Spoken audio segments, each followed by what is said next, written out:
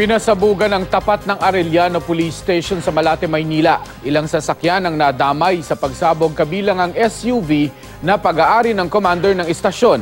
Makibalita tayo kay Von Aquino.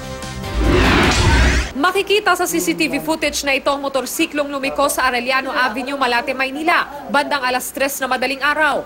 Matapos ang ilang segundo, makikita ang pagsabog sa tapat ng Arellano Police Community Precinct. Sinubukan pang habulin ng mga pulis ang salarin pero mabilis itong tumakas. Bukod sa pagsabog, nakarinig din ng putok ng baril ang isang residente. Yung una parang paputok lang, tapos sumunod, dalawang magkasunod na baril, parang putok na ng baril. Tinamaan sa pagsabog ang isang SUV na pag-aari ni Arellano PCP Commander Police Chief Inspector Paulito Sabulao. Tinamaan din ang isang motorsiklo. Wala namang nasaktan sa pangyayari. Sinusuri pa ng mga otoridad kung anong uri ng pampasabog ang ginamit at inaalam kung sino ang naghagis nito. Sa Bani, Pangasinan, patay matapos pagbabarilin si Noel Fabregas. Base sa investigasyon, pupunta sa bukid ang biktima ng pagbabarilin ng di pa nakikilalang salarin. Hindi pa alam ang motibo sa pagpatay. Hindi nakalusot sa Oplan Greyhound ang mga kontrabando sa loob ng Cebu Provincial Detention and Rehabilitation Center.